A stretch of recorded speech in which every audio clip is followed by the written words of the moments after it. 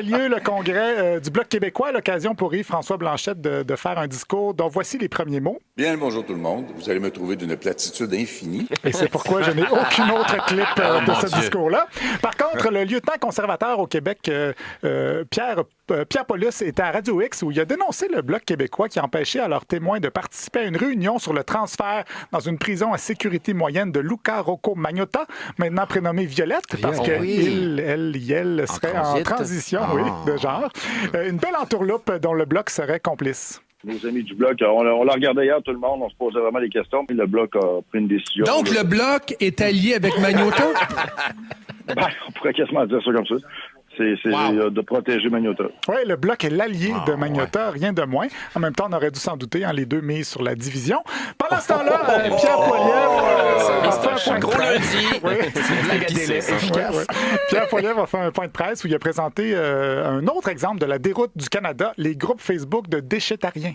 Sur Facebook, de 8000 gens qui partagent des suggestions de comment manger d'une poubelle. Parce que les gens doivent sauter dans les poubelles afin de chercher la nourriture après 8 ans de Justin Trudeau. En fait, il prend cette information-là d'un article du Toronto Star où il était question d'un groupe Facebook qui veut d'abord dénoncer la cupidité des entreprises et le gaspillage alimentaire. Par contre, c'est vrai que les chiffres d'itinérance et le prix de la nourriture sont en hausse et que ça peut forcer les gens à manger d'une poubelle. C'est peut-être pourquoi, après 8 ans de Justin Trudeau songe des fois à quitter, comme il l'a dit à notre collègue Alec Castonguay. Vous avez jamais songé à quitter dans les dernières semaines, derniers mois? Vous n'avez pas dit peut-être que je pourrais passer la main? Moi, je songe à quitter à tous les jours. C'est une job de fou que je suis en train de faire. Les sacrifices au niveau personnel. Si je doutais pas quasiment à tous les jours de ce que je fais, je serais pas humain. Oui, il songe à quitter à tous les jours. On aurait tendance à lui répondre, vas-y mon gars.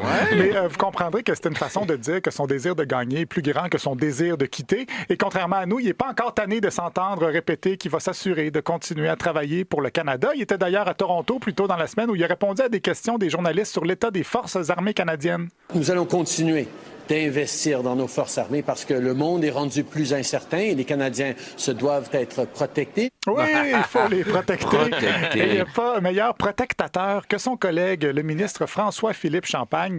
Il a accordé une entrevue à Esther Bégin sur les ondes de CEPAC. On y a appris ce qu'était son rôle. Moi, mon rôle, c'est souvent de lever le niveau d'ambition, de saisir les opportunités, de raconter l'histoire du Canada. Il y a peu de gens qui se lèvent le matin dans le monde en pensant au Canada. Ah, ça, j'en doute pas. Même moi, quand je pense à des pays en me levant le matin, c'est genre le Liechtenstein, le Myanmar ou les pays scandinaves. Je pense souvent aux pays scandinaves en mangeant une danoise au petit déjeuner. Ou l'Empire romain, là, il paraît qu'il y a plein d'hommes qui se lèvent en pensant à l'Empire romain. Sûrement que chaque Charles seconde de chaque jour, mon Dieu, ça devient problématique sexuellement. Monsieur Champagne nous a aussi encore surpris avec ses expressions du terroir. C'est un avocat, mais qui a toujours eu le bon flair. Tu sais, comme on dit chez nous, le flair des affaires. Ben oui, dans son coin, il dit ça, le flair des affaires. Son coin est un très grand coin, probablement le Québec au complet. Autre expression assez inusitée. Parlez-nous d'Anne-Marie. On s'est connus, ça a été comme... Bon, là, je vais prendre un anglicisme où je suis ma première blonde, comme on dit dans notre temps. C'est très ancré.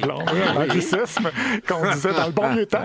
Il a tendance à faire ça, le ministre Champagne, sortir des expressions comme on dit. Quand j'ai commencé avec Nordvolt, les gens disaient que j'étais rêveur, puis ça a commencé avec un appel. Quand on a fait Volkswagen, c'était aussi un appel. Écoutez, le pire que ça aurait coûté, ça aurait été un longue distance, comme on disait chez nous, un appel interurbain. Ben oui, longue distance. Il y a toutes des expressions, un vrai frais de pèlerin. C'est vrai. Ça, c'est un anglicisme, l'interurbain. Oui. Voilà. Surtout, il dit souvent, comme je dis souvent.